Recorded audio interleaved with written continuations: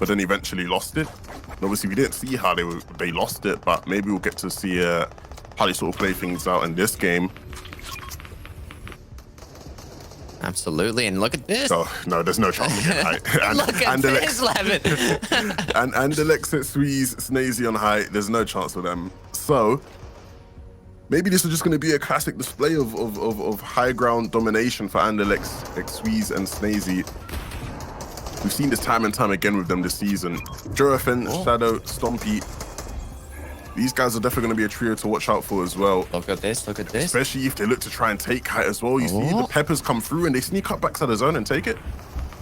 And that's it, but sorry for cutting you off there. Just will they be able to maintain it though, Levin? Because they did use the Pepper rotate, but they're against a top trio here. They have to be careful, but they're going straight in for the battle. Huge pump shot from Stompy, taking out Snazy, but now Stompy's cracked. He doesn't have shields. He has to pop these minis to recuperate his health, but he's at 20. He's going to go down to 10 with a Storm Tick. Is he going to be able to make it back in zone without getting knocked here? Both his teammates are down. Yeah, both of his teammates out of the game now, and Squeeze goes down as well, which means that there is still somebody alive, and that's going to be Mr. Andalex, it seems, for that trio, but left all alone, seemingly, and it's not going to be easy for him. Same thing could be said for Stompy here, though, as well.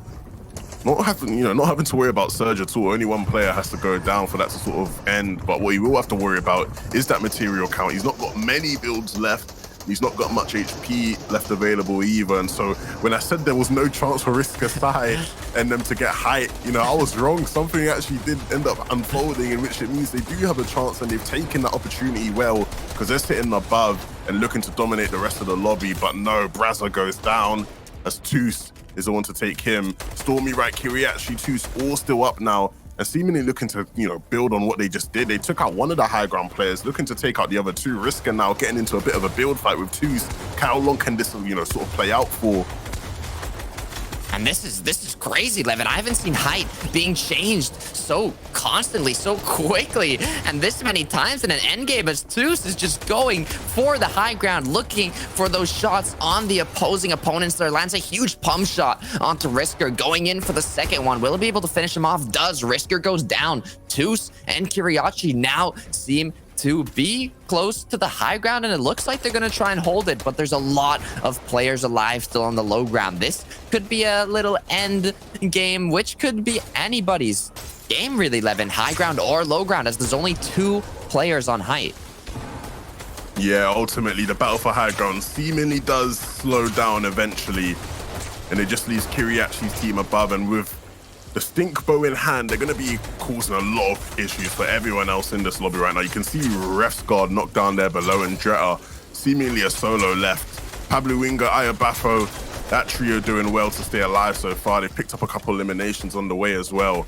But once again, it becomes a question of how many eliminations can this high ground team sort of capture before the game ends. You see an extra one being picked up there, and there's not many players left. Just 3 teams left alive now, 6 players as well.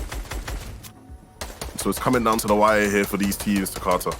Absolutely. 2v1. We have Awar and Pablo as a duo against Toos and Kiriachi's duo, but there is that third factor there. Timos, who's playing it as a solo, seems to be tanking a bit of Storm here, looking to see if he can find an angle onto one of these duos to maybe, begin the engagement, or maybe even secure some eliminations here. But now Kiriachi and Toos are going to be playing the height. They do have heals to work with. I see 1 flopper and 5.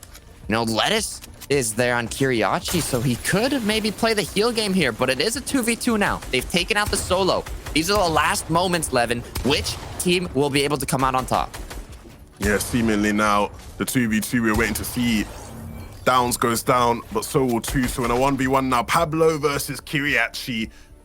That is very crazy, Levin. Also saying that there's 3 teams there, but we're just going from Titans to Titans. Moving on to Tayson, who actually gets knocked from behind, but he does have Nate and 4ZR still alive. So they might have to do it here as a duo if Tayson gets finished, and he does. So now seems to be a team sort of trying to get involved here.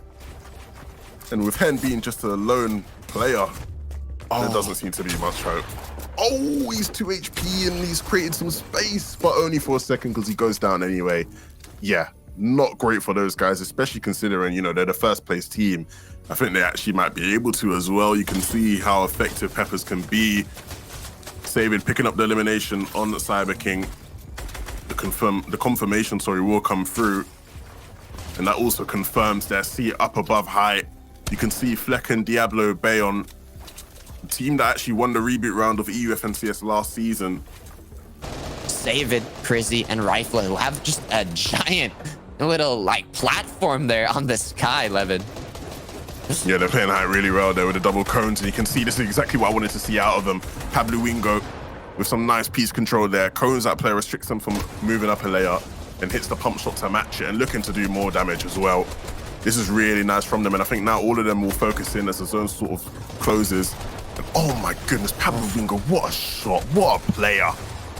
And that's going to be super beneficial for them moving forward. You can see Downs now, the one that's even supposed to be focusing on the top and looking to get in, and I think now the reset will come through because they realize zone is pulling again. Let's get back onto it. And Downs will hit to the front of the top and look for more, but Pablo looking for more opportunities to pick up eliminations, and he's so close. He's got to make sure he's not too tunnel visioned. He doesn't want to be too split up from his teammates, but you know, he's so talented. You can see so much damage and so much opportunities being created. They've got to be careful though, because Downs takes a lot of damage, Baffo's taking a lot of damage, and Pablo's seemingly taking a lot of damage as well. He's got a player in his box. Can he hit the shots that he needs to sort of create that space to get out? It doesn't seem like it, and so now he's got a long journey to trying to find his teammates. He's next to Baffo, but Downs seems to be nowhere to be found.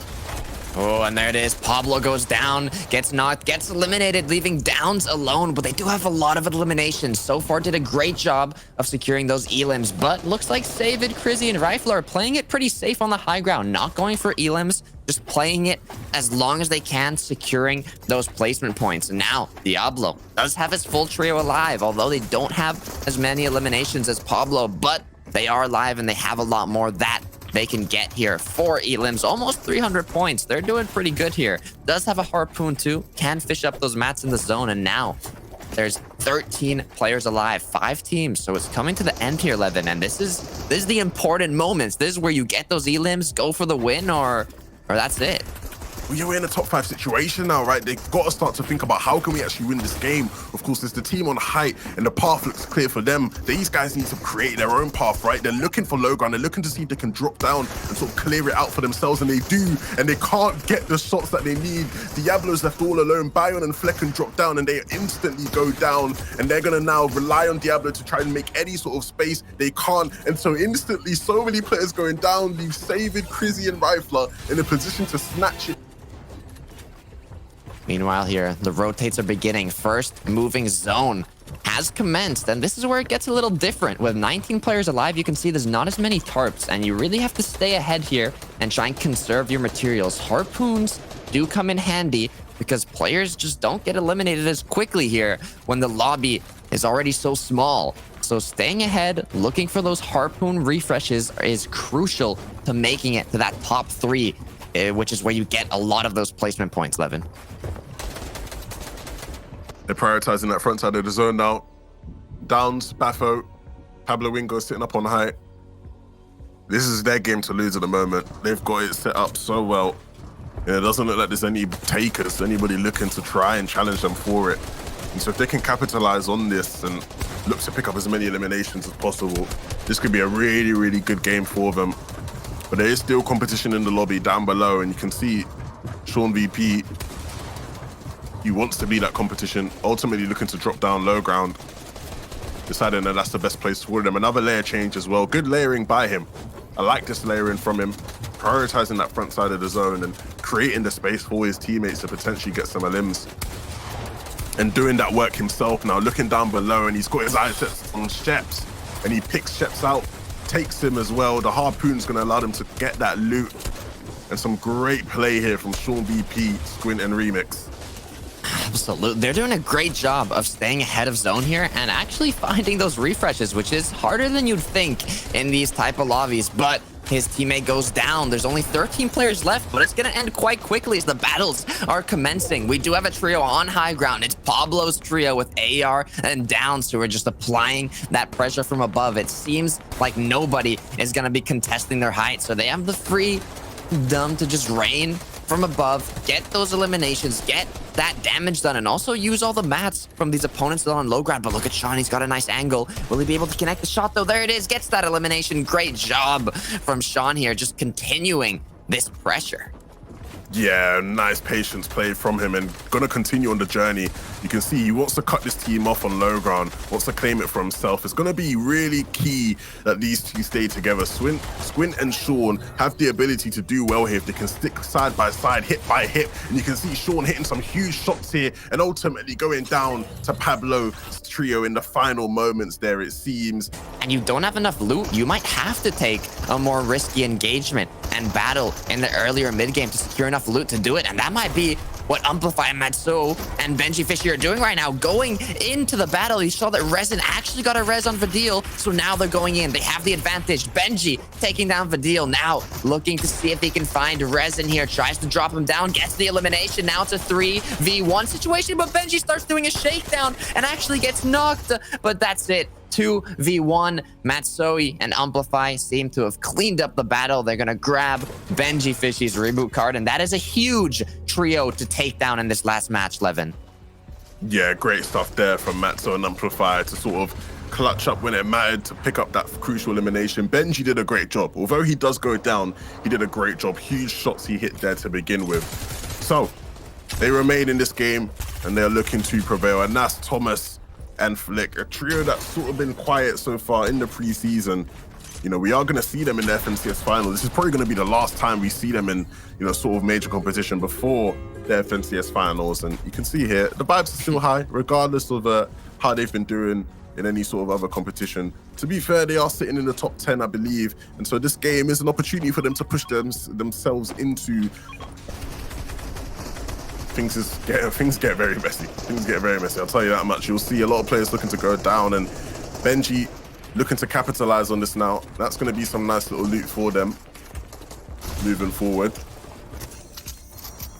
Actually gets the shakedown as well, so now he knows where the duo is. So if they decide to take an engagement, it's better to do it against the duo compared to a trio, because you will have that advantage. And they are just kind of looking though. They don't want to play it too risky, but maybe they can apply some pressure with their assault rifles to secure more points from another elimination and maybe even a bit more loot. However though, their loot is phenomenal right now. So if Benji Fishy and his trio here can, you know, make a play for height, or maybe just play it consistent with the lower mid ground, I can see them getting a top 2, top 3, or maybe even coming out on top with that victory royale. And just like that, Benji finds another elimination here, adding to the counter. Now 3 total eliminations, getting the 4th one there, recuperating all those materials they used. And now this is a great start. Yeah, this is a great foundation to build off of moving forward. Zara, Darker, they're chilling up on high ground. This is a team that I believe came 3rd in the Cash Cup on Monday. So they are in form. Not necessarily had such luck today in the competition we've seen so far, but definitely not the end of the conversation to be had. You can see now, first moving, Benji needs to make sure he doesn't lose sight of his teammates, needs to stay in this tarp with them. They can't afford for any mistakes because Kinzel, Wakey, and iDrop are going to be in this lobby. And you can't bet on those guys to make a big mistake. They've been playing incredibly well. And you can actually see iDrop there behind. And so nice for them to stay in the front side of the zone here. Got to be careful though. Got to current up these floors. Can't afford to be knocked down. No mistakes can be made at this point anymore, Tocata. Not at all, especially seeing that iDrop's trio is going into this match in the #1 spot on that throne. They're not going to be making mistakes. There's so many elite trios. Benji Fishy there almost got an engagement against Janice, but there's also Chapix and Hen there close by, so you've got to be careful. But Benji's doing a great job of not losing too much shield on this rotate, but they're losing a lot of mats, Levin. Benji only has 100 wood, which is 10 builds to work with, and now they have to go back. They do know there's a trio there. Will Benji be able to connect the shot? No, he gets cracked. 3 health on Benji now. He can recuperate it, but he's gonna have to spend a lot of time doing it. There's a med kit, does have minis and a big, but Benji goes down, now leaving his trio to play it out as a duo. And now all the pressure on the hands of Matzo and Amplify. It's going to be a tough task for them, but not an impossible one. But when you look at iDrop, Wakey, and Kinzel, how they've set up it looks so perfect. We've seen this time and time again. They take down Chapix, Uguay is no more, and so it just doesn't look good for Matzo and Amplify. They have a near impossible task at this stage because look at the setup of iDrop, Wakey, and Kinzel now picking up another elimination onto Nakos there as well. These guys are just in a rhythm that can't be stopped, and it looks like they're bound to top the leaderboards today. 637 points on the trio, 4 eliminations in this match already, and all 3 of them are alive. This is huge for them, seeing that they're already in the top. They just have to maintain it here. Great job staying ahead of zone. They're in front. Even, iDrop's taking a look at height. Can we take it? Thomas HD on height right now, but maybe shortly it's gonna get overtaken by iDrop. But no, they don't want to risk anything. They know they're at the top. They just need a top 2, top 3 with a bit of eliminations, and that's gonna be the tournament for them. And they're doing a great job of that exactly, not risking anything. That's it, Matzo goes down. Matzo goes down. And with Matzo going down, you must think that's it. That must be enough for them at this stage. Wakey, Kinzel, and iDrop, they've been a sleeper team throughout the day, but when the time mattered most, they pulled it up. They came in clutch and they've done it today. Wakey, iDrop, and Kinzel. Now you see the layer changes. They prioritized that front side of the zone so well, and they're looking to hit the crucial shots to match it. And Nash is above them. There's players above them. There's other players in the lobby. But with Matzo going down, you have to think they've done just enough, but it's not done yet. They want to close out this game in fashionable style. You see a Nash get boxed like a fish. He goes down. That's one of the best players in the game. But Wakey makes him look like quick work. It's no challenge for them whatsoever. They're looking for height now. Thomas HD, they take the high ground, and they're looking to win this game in incredible fashion. And that's it. Wakey, Kinzel, and iDrop have the high ground, getting close to 700 points here in the last match, but there's still 12 players, 5 teams alive. But meanwhile, there's just so much chaos down below. iDrop is looking to see if he can get some eliminations just to finalize that win, that top 1 placement in the Cash Cup Extra. 3 eliminations to his name, but he's looking for more. That's a huge pump shot. Will he get the knock? Doesn't connect the second shot, but gets the third. That's a knockdown now. Wakey is actually left as a solo as Kinzel went down alongside iDrop. Pops a medkit. Is it going to be enough, Levin? It looks like the heal off does come into play, and at the moment he does have more HP, and so in a 1v1 to secure the victory now, Wakey versus Reflex, and he wins it with 10 HP down to that. They were kind of like a sleeper winners in a way. They just kind of like kept it in. They kept it in check. They kept doing their thing, and here they are on top. This is the standings. I mean, we've got some great teams in there at the top, haven't we, Levin?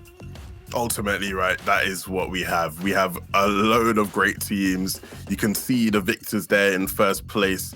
A great display from them. Floki, Clement, and Deceptos swooped in and stole that second place spot.